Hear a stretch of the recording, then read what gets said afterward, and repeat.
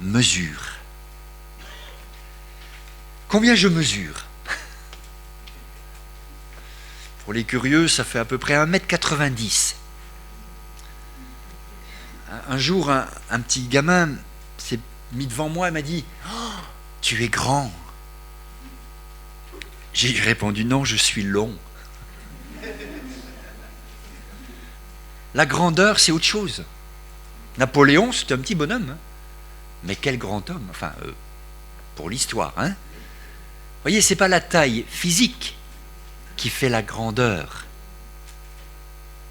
Et quelle que soit votre taille, il faut savoir que, et c'est important, on a dans le ciel un Dieu qui nous mesure. Dieu veut nous mesurer. Alors on va lire trois textes, et quand dans la parole de Dieu, les choses sont répétées 3 fois, c'est que c'est important. Vous savez, si je dis à ma femme « je t'aime », c'est déjà bien, hein? Mais si je lui dis « je t'aime », c'est déjà mieux, non? Quand Dieu parle à plusieurs reprises, il faut qu'on prête attention. On va lire 3 textes et je vous remercie de suivre avec moi patiemment les 3 lectures. Elles ne sont pas très longues, mais on va prendre le temps de les faire ensemble. Tout d'abord dans l'Apocalypse, chapitre 11,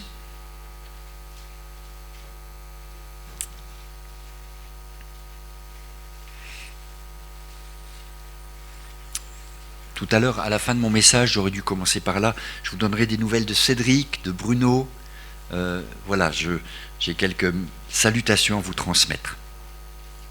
Apocalypse chapitre 11, verset 1er.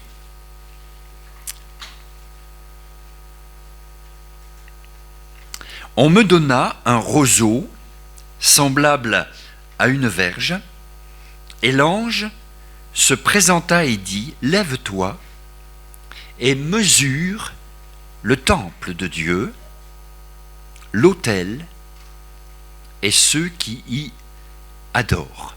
Mais le parvis extérieur du temple, laisse-le en dehors et ne le mesure pas, car il a été donné aux nations, et elles fouleront aux pieds la ville sainte pendant 42 mois.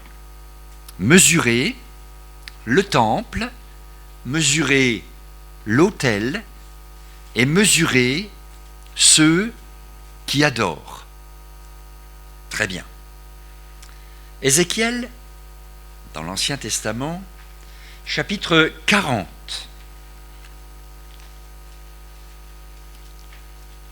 Verset 1er.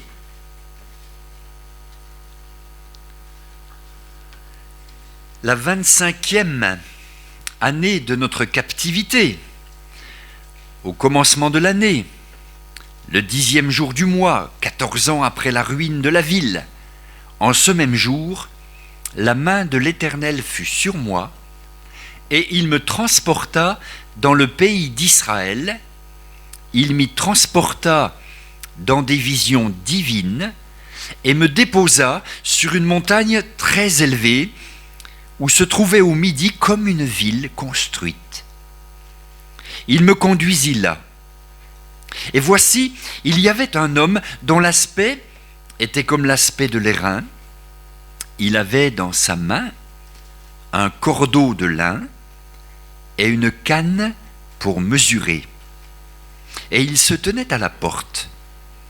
Cet homme me dit, « Fils de l'homme, regarde de tes yeux et écoute de tes oreilles. Applique ton attention à toutes les choses que je te montrerai, car tu as été amené ici afin que je te les montre.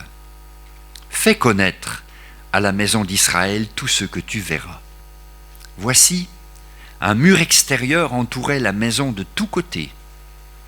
Dans la main de l'homme était une canne de 6 coudées pour mesurer, chaque coudée ayant une palme de plus que la coudée ordinaire. Il mesura la largeur du mur, qui était d'une canne, et la hauteur, qui était d'une canne. Il alla vers la porte orientale, et il en monta les degrés. Il mesura le seuil de la porte qui avait une canne en largeur et l'autre seuil qui avait une canne en largeur. Chaque chambre était longue d'une canne et large d'une canne. Il y avait entre les chambres un espace de 5 coudées. Le seuil de la porte, près du vestibule de la porte à l'intérieur, avait une canne. Il mesura le vestibule de la porte à l'intérieur, il avait une canne. Il mesura le vestibule de la porte, il avait 8 coudées et ses poteaux en avaient 2.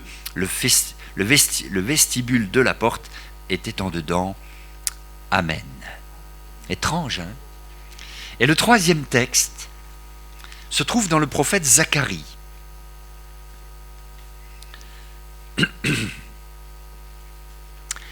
Au chapitre 2,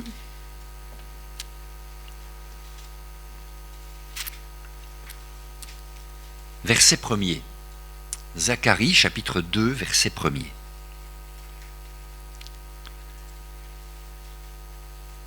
Je levai les yeux et je regardai, et voici, il y avait un homme tenant dans la main un cordeau pour mesurer. Je dis, où vas-tu? Il me dit, je vais mesurer Jérusalem, pour voir de quelle largeur et de quelle longueur elle doit être. Et voici l'ange qui parlait avec moi s'avança, et un autre ange vint à sa rencontre. Il lui dit, cours, parle à ce jeune homme, et dit, Jérusalem sera une ville ouverte à cause de la multitude d'hommes et de bêtes qui seront au milieu d'elle. Je serai pour elle, dit l'Éternel, une muraille de feu tout autour, et je serai glorifié au milieu d'elle. Amen. Voilà nos 3 lectures, nos 3 textes qui nous présentent le thème de ce matin que j'ai eu à cœur de vous partager. Un Dieu qui nous mesure, mesurer le temple, mesurer l'autel et mesurer l'adorateur que nous sommes. Je ne vais pas entrer dans l'interprétation de ce verset. C'est le temple en Israël, c'est le temple reconstruit, c'est le temple du millénium, enfin c'est la nouvelle Jérusalem, etc. On ne va pas aller vers ça, mais juste retenir ce titre, très bien introduit par le don spirituel, un Dieu qui nous mesure. La première chose que je remarque, c'est que Dieu a une mesure à lui. Une mesure à lui. Le roseau, ou encore la canne, dans Ézéchiel 40, elle faisait 6 coudées. Mais la coudée divine est plus longue d'une palme, c'est-à-dire d'une main. La coudée humaine fait 55 cm, normalement, mais la coudée divine rajoute 9 cm, ça fait 64 cm. Et cette canne, ce roseau divin, qui faisait 6 fois cette longueur de 64, ça faisait 3,84 m. Pourquoi toute cette comptabilité? Tout simplement pour vous dire que nous avons ici le propriétaire, l'architecte, qui vérifie que le temple, l'autel et ceux qui adorent sont à la bonne mesure. C'est lui, le divin architecte, c'est lui le propriétaire de l'Église, c'est lui le chef de l'Église, et il a le droit de vérifier qu'on est construit selon ses plans à lui. Vous êtes d'accord? Parce que des bâtiments, ça c'est pas l'Église le bâtiment, on le sait bien, mais des lieux de culte, il y en a plein. Mais sont-ils à la mesure divine? Sont-ils construits selon la pensée de Dieu? Demandez à Moïse, demandez à David et à Salomon. Moïse a construit le tabernacle et il devait faire vraiment la construction selon le modèle qu'il avait vu, que Dieu lui avait montré. Pareil pour David et Salomon, qui devait pour le temple, cette fois-ci, respecter ce que Dieu avait révélé. Et vous savez, quand Jésus vient dans l'Évangile et entre dans le temple, quel choc! Et il dira, vous avez fait de ma maison une caverne de voleurs. Vous vous rendez compte? Alors, ce matin, permettez-moi d'insister sur le fait que Dieu a tout à fait le droit d'entrer au milieu de nous, de passer au milieu de nous, d'avoir dans sa main la mesure, la sienne, pas la nôtre. Nous, on peut se trouver très bien, personnellement, collectivement, on n'est pas mal, mais est-ce que pour autant on n'est pas mal? C'est à la mesure divine qu'il nous faut nous mesurer, nous laisser mesurer. Deuxième pensée, Dieu mesure l'intérieur du sanctuaire, l'intérieur. Il est même dit, le parvis extérieur, laisse-le de côté. Littéralement, écoutez bien, jette-le dehors. L'extérieur, c'est pas ça qui compte. C'est l'intérieur. Et quand Dieu mesure, il ne regarde pas l'apparence. L'apparence est trompeuse. L'apparence, vraiment, peut être trompeuse, mais Dieu regarde avec son regard de flamme l'intérieur. Laissons-nous sonder, laissons-nous examiner, laissons-nous mesurer par le Seigneur qui sait toutes choses et qui veut, je crois, nous parler. Et quand Dieu nous dit ces choses, ce n'est pas pour nous condamner, hein. Non. C'est pour nous, peut-être nous rectifier, oui. Peut-être nous dire, tu n'utilises pas la bonne mesure. Le monde a sa mesure. Le monde regarde l'Église et va dire, bah oui, c'est ceci ou c'est cela. Mais qu'est-ce qu'on en a à faire de ce que le monde va dire? C'est Dieu. C'est ce que Dieu pense qui nous importe.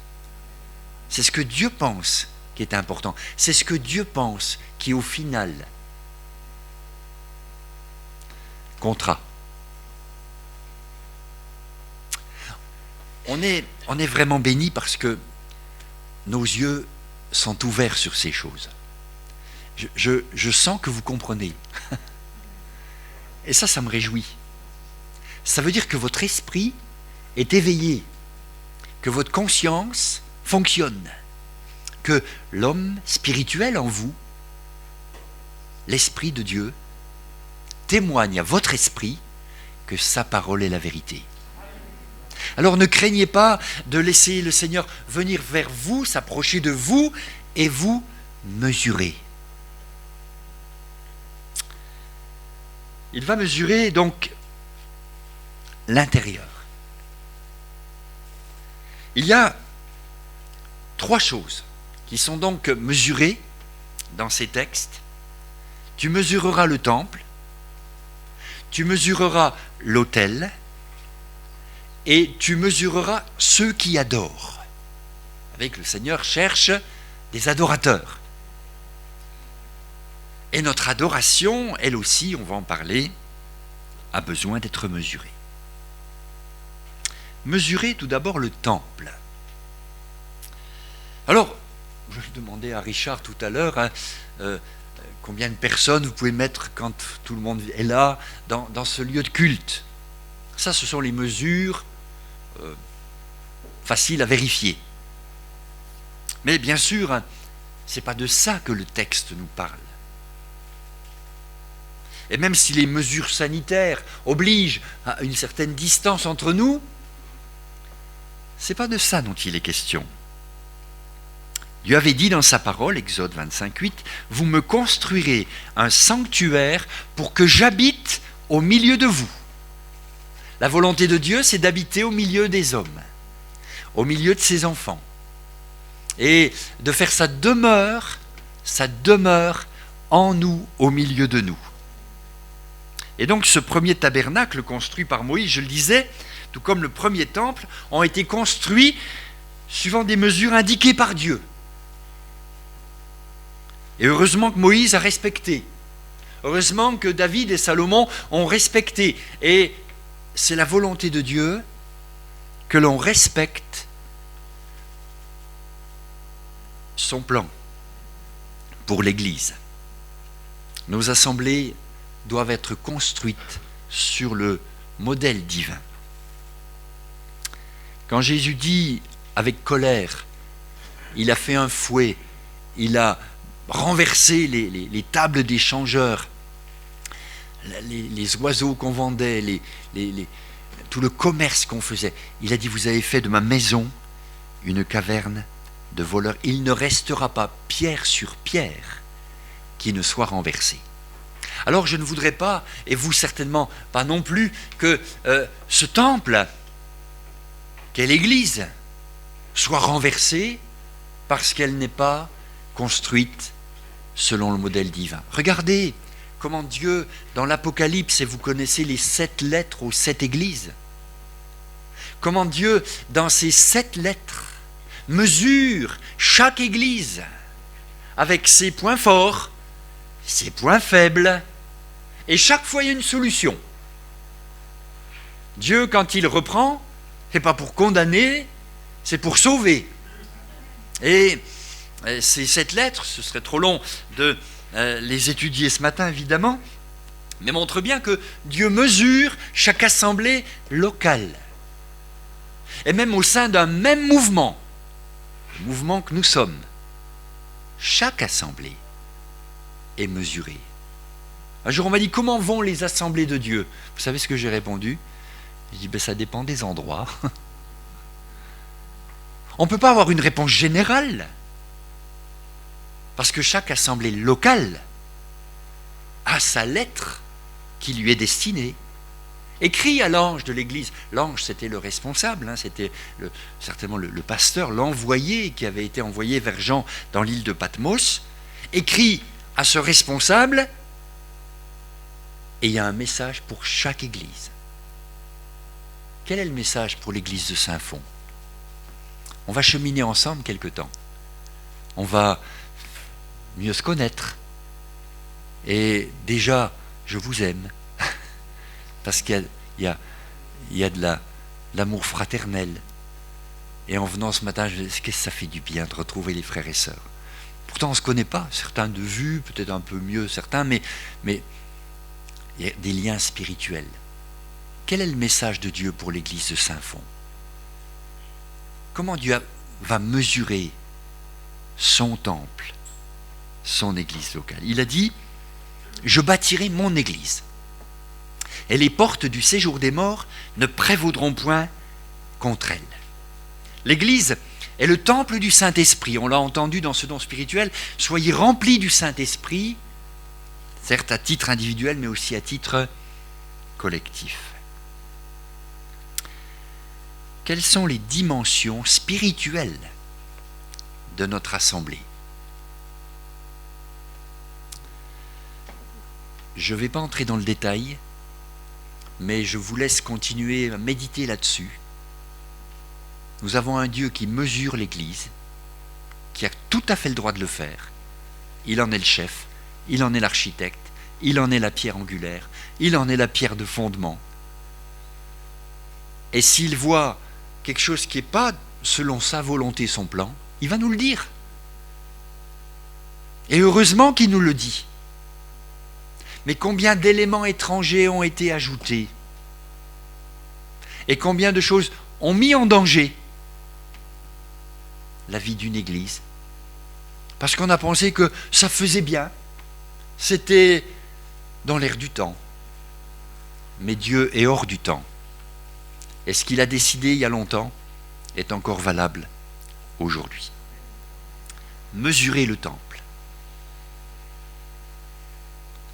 Mesurer l'autel. Alors l'autel me parle de ma consécration. L'endroit où je me donne en sacrifice, non pas pour mourir, mais pour servir. L'autel, mon offrande, ma consécration, mon sacrifice, Sont-ils d'ailleurs toujours sur l'autel? Ou est-ce que l'autel est trop petit? Un grand bonhomme comme moi, si vous le mettez sur un autel rikiki, le bonhomme va tomber de l'autel. Il faut un autel à la bonne mesure. Et combien de fois l'autel a été trop étroit au point que j'en suis retombé. Remets-toi sur l'autel. Reviens dans une consécration à la bonne mesure. Et la bonne mesure me parle aussi d'équilibre. On est consacré à Dieu, mais on n'oublie pas non plus sa famille, par exemple. On n'oublie pas les choses de la vie. Mais quand c'est bien vécu, quand c'est bien appliqué, bien expliqué, ça porte du fruit. Quelle est la mesure de ton autel personnel? Vous savez, un roi dans l'histoire d'Israël était allé en voyage du côté de Damas, je crois, et il avait vu un bel autel qui lui avait plu. Il en avait fait envoyer les plans à quelqu'un à Jérusalem en disant quand je reviendrai, je veux que cet autel-là soit dans le temple. Et le vieil autel, l'autel d'airain, on l'a mis de côté et on a mis celui-là, celui de Damas, là, bien en vue. Vous croyez que ça a plu au Seigneur? Pas du tout. Quelle est la mesure de ton autel? Est-ce que ta consécration est toujours à la bonne mesure? Est-ce que ton offrande est toujours à la bonne mesure? Est-ce que est-ce que ta vie tient encore sur l'autel? Vous savez, ce que vous donnez à Dieu, Dieu vous le rend. Mais ce que vous lui donnez pas, le diable vous le vole. Ne prenez pas le risque de vous faire voler ce que vous retenez pour vous. Le sage Ecclésiaste disait « J'ai vu un grand malheur sous le soleil, des richesses conservées pour leur malheur par celui qui les possède. » C'est un ancien banquier qui vous parle. J'ai vu à la banque des gens très riches qui n'allaient pas très bien finalement. Et leur parler à eux de consécration, de dons, d'offrandes, c'était presque un péché pour eux. Mais quand on s'est converti à Jésus-Christ, on a su qu'il y avait un autel qui nous attendait. C'est la croix, c'est l'offrande de sa vie, et ce que tu donnes à Dieu, Dieu te le redonnera. Mais que ton autel soit toujours en bon état, que ton autel soit toujours aux bonnes dimensions, que tu tiennes complètement sur cet autel. Seigneur, voici ma vie, elle est à toi, elle est pour toi. Ne changez pas d'autel. Si quelqu'un veut être mon disciple, qu'il prenne chaque jour sa croix, son autel personnel, et qu'il me suive. Oui, je crois que c'est une bonne chose que le Seigneur ce matin nous rappelle qu'il vient dans son Église mesurer son temple et mesurer l'autel.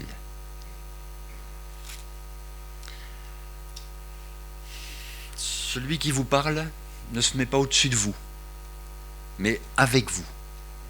Et je suis autant concerné que chacun de vous par le fait de devoir régulièrement mesurer l'autel, ma consécration à Dieu.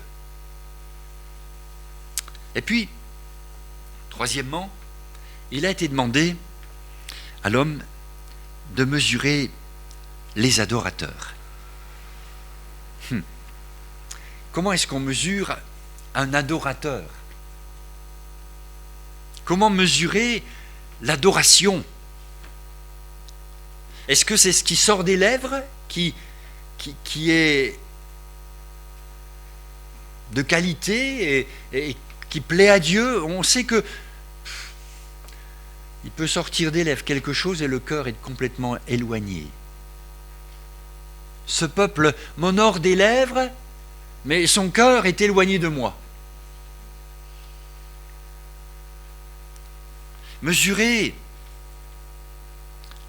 l'adoration, mon adoration.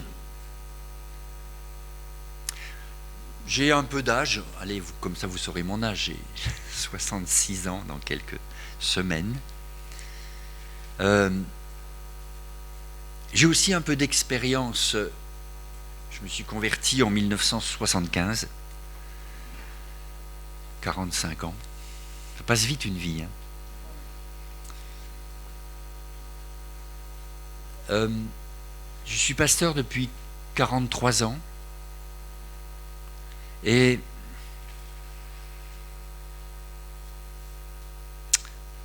je vais dire ça comme ça, et c'est pas un jugement, du tout, du tout. Mais j'ai observé, dans les différentes églises où j'ai été pasteur, il y en a eu 4 principales, j'ai fait 8 années dans les Vosges, Saint-Dié, Épinal, 12 ans à Reims, 15 ans à Mulhouse, 8 ans à Valence, et depuis 2 ans en retraite, mais en retraite non pratiquant, c'est-à-dire retraite active, président de région Rhône-Alpes. Je n'ai plus d'assemblée à charge, mais je m'occupe de la région. Et puis donc j'ai accepté de faire la transition pour Cédric ici à Saint-Fond. Alors des assemblées, et puis en plus toutes les missions qu'on fait, tous les séjours au Coteau Fleuri, etc. Enfin, je veux dire, on envoie du monde. Et des fois, les yeux fermés, j'écoute l'adoration de mes frères et sœurs. Et je me dis, ah tiens, un tel, il prie comme un tel. Ah tiens, lui, son pasteur, ça doit être un tel. Vous me suivez? Il y a une sorte de mimétisme, une sorte de copier-coller, une sorte de ressemblance. Je ne suis pas en train de dire que c'est mauvais, mais je suis en train de dire que si ce n'est pas personnel, ce n'est pas à la mesure de Dieu. Je veux entendre ta voix, dit la parole de Dieu. Ce qui est dans ton cœur. Et vous savez qu'il n'y a pas une grande distance entre le cœur et la bouche. Ce que tu crois dans ton cœur, confesse-le de ta bouche. C'est personnel cette affaire. L'adoration qui doit être mesurée doit être une adoration personnelle. Je ne dois pas dire tout le temps la même chose. Sinon, au bout de quelques mois, quelques années dans une assemblée, quand l'un prend la parole, on sait ce qu'il va dire. Il dit tout le temps la même chose. C'est la bonne mesure, ça? Dites-moi, si je vous servais des pâtes tous les jours, matin, midi et soir, vous diriez, on peut changer? Et vous auriez raison. Mais nous, on sert des pâtes au Seigneur tous les matins, tous les midis, tous les soirs, et on pense qu'il devrait être content avec ça. Mais non. Vous avez vécu des choses cette semaine. Vous avez vécu des choses ce matin. Vous recevez des choses nouvelles ce matin. Dieu est pour la nouveauté dans le bon sens du terme. Des choses fraîches, des choses bonnes, pas vrai? Alors notre adoration doit jaillir de notre cœur. Et notre cœur, notre intérieur, et c'est l'intérieur que Dieu mesure, eh bien, ça doit se faire en esprit et en vérité. En esprit, c'est-à-dire poussé par le Saint-Esprit, et en vérité, c'est-à-dire qu'on ne joue pas à la religion. On ne fait pas de la religion ce matin. On est en relation. En vérité, vous voulez savoir la vérité? Je suis un grand pécheur, sauvé par grâce. Et avec tout l'amour que j'ai pour vous, vous aussi. Tous sont péchés. Voilà la mesure de Dieu. Mais c'est un grand service qu'il nous rend en disant ça.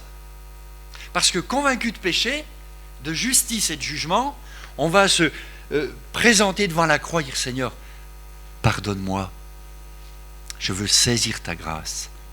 Ce sont des pécheurs, des publicains ce matin, qui se tenant dans le temple se frappent la poitrine. Sois apaisé envers moi, qui suis un pécheur. Mais celui qui se tient là comme un pharisien, Seigneur, je te loue, je ne suis pas comme les autres, comme celui-là au fond là-bas. moi je donne ma dîme, moi ceci, moi cela. Celui-là, il est reparti comme il était venu. Vous voulez repartir différent, hein? Vous voulez repartir béni, vous voulez repartir rafraîchi. Eh bien, comprenez que c'est la bonne attitude. L'adorateur le fait, adore en vérité. Est-ce que Dieu est content de ce que je lui apporte? Est-ce que vous avez réalisé que ce n'est pas au pasteur que vous apportez votre louange, votre adoration? Ce n'est pas aux frères et sœurs pour montrer que vous êtes là ou vous êtes mieux qu'eux, pas du tout. C'est à Dieu. Je me souviens d'une anecdote qui m'avait frappé. On est à un culte, c'est une vision qu'un homme de Dieu a reçue. C'est un culte et il est là au milieu du peuple de Dieu et c'est le silence absolu. Pourtant, quand il ouvre les yeux, il voit les gens qui ouvrent la bouche, mais lui n'entend rien. Excusez-moi les musiciens, la pianiste en particulier, mais elle y va sur le clavier. Mais l'homme de Dieu n'entend rien. Et étonnamment, tout le monde est là, certainement c'est un moment de chant, parce que tout le monde est là à s'époumoner, et l'homme n'entend rien. Et puis à un moment donné, une toute petite voix se fait entendre. Alors l'homme de Dieu regarde d'où ça vient, il aperçoit un petit garçon qui là, dans le fond, est en train de dire « Merci Seigneur ». Et ça, c'est entendu. Et Dieu lui dit, tu vois, l'adoration qui m'est agréable n'est pas celle de la religiosité, de la religion, mais celle du cœur. Quelle leçon pour cet homme de Dieu. Apprenons à être toujours dans la fraîcheur. Apprenons à être dans l'esprit. Apprenons à être dans la vérité. Alors pour terminer, ça va, j'ai jusqu'à 14h. Hein. Vous êtes encore avec moi? Ça va? Pour terminer, dernière partie, j'aimerais qu'on réfléchisse sur les dimensions que Dieu veut trouver dans notre vie. Les dimensions. Premièrement, la dimension de foi. La Bible me dit, quand le Fils de l'homme viendra, trouvera-t-il de la foi sur la terre? Luc 18:8. C'est non négociable. Il trouvera des clochers, il trouvera des cultes, il trouvera des églises, il trouvera des mouvements, même évangéliques. Beaucoup. Mais trouvera-t-il de la foi? La dimension de la foi. Tout ce que vous faites, faites-le dans la foi. Quand on priait tout à l'heure pour les malades, c'est valable si c'est fait dans la foi. Quand on fait l'onction d'huile, il n'y a rien de magique. Ça ne vaut rien, je pèse mes mots, si ce n'est pas fait dans la foi. Nos rassemblements n'ont de sens que si on est poussé par la foi. Le témoignage auprès des perdus n'est agréé que s'il est fait dans la foi. Quelle est la dimension de la foi? Et les apôtres, les premiers disciples, sont venus voir Jésus en disant « Augmente-nous la foi ». Et Jésus leur dira « Mais si vous aviez de la foi comme un grain de moutarde », c'est petit, hein, c'est difficile à mesurer. Hein. Et pourtant, Dieu sait mesurer les petites choses. Il dit, si vous aviez de la foi comme un grain de sénévé, vous diriez à cette montagne, jette-toi de là, ôte-toi de là, jette-toi dans la mer, elle le ferait. Oui, je pense à un message que j'ai apporté il y a quelque temps qui s'intitule « Rêver, risquer, réussir ». On a besoin, je ne sais pas vous, mais on a besoin de foi pour la vie de tous les jours. Le matin, je me lève parce que j'y crois. Je fais le travail que je fais parce que j'y crois. Je viens vous voir parce que j'y crois. Je prends ma voiture et samedi pour monter 3 heures de bouchon, là c'était pas mal, parce que j'y crois. Vous savez, parce qu'on y croit, on est capable de supporter plein de choses. Hein. Mais quand on n'y croit plus, tout devient pénible. Et là, les excuses sont faciles. Mais parce que j'y crois, je suis là.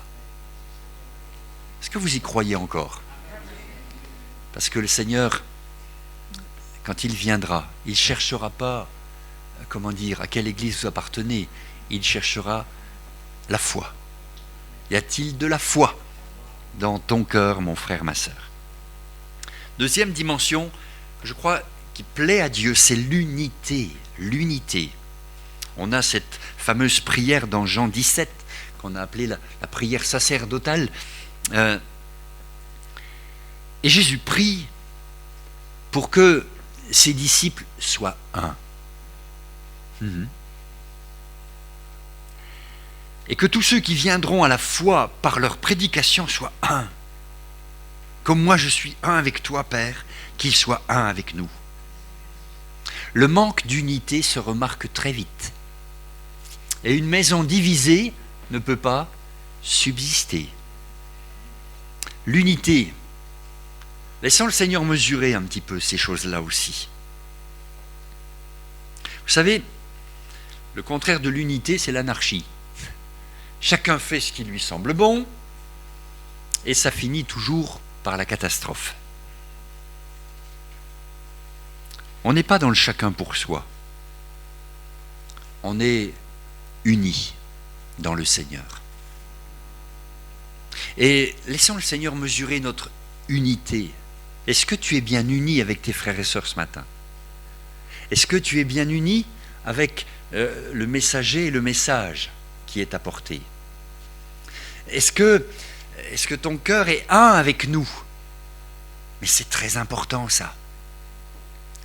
Celui qui se tient à l'écart cherche ce qui lui plaît. Et il s'irrite. Il s'irrite.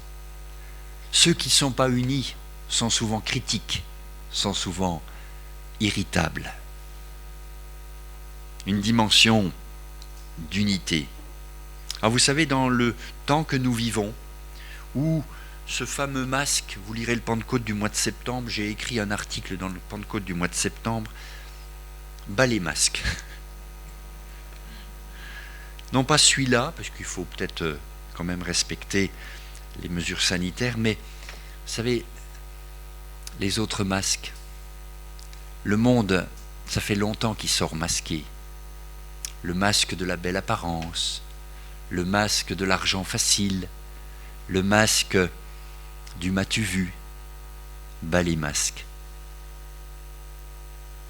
Il nous faut être unis, unis de cœur.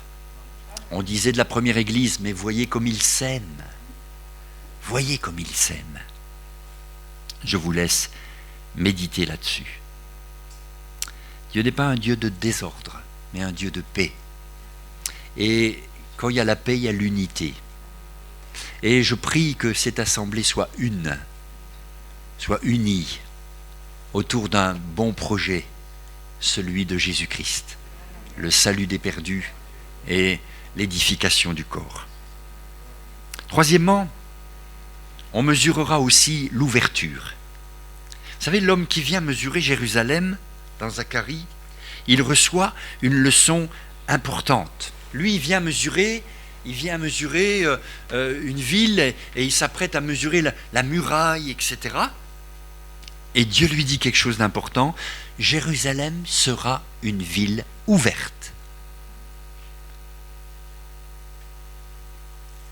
La dimension d'ouverture. Alors, on a, et je le dis comme une critique personnelle aussi, on a un esprit souvent de fermeture. Le monde nous a tellement fait mal, nous a tellement blessés, trompés, que quand on se convertit, on trouve en Jésus-Christ une telle libération, une telle joie, une telle paix, on trouve une famille, on trouve l'Église, on trouve vraiment tout ce qu'on avait besoin dans notre âme, qu'on a envie maintenant de fermer la porte et de rester entre nous. Et Dieu dit à son serviteur, non, Jérusalem sera une ville ouverte. Je serai moi sa muraille. Que nos églises ne soient pas repliées sur elles-mêmes. Que nos églises soient ouvertes sur les besoins de ce monde. Et je sais que vous l'êtes pour le quartier ici. Que nos églises soient, parce qu'on est sel et lumière, et bien que nos églises soient vraiment adaptées à la société d'aujourd'hui. Ça ne veut pas dire être mondain. On peut être moderne sans être mondain. Mais ça veut dire être ouvert. L'ouverture. Nous, on préfère les clôtures.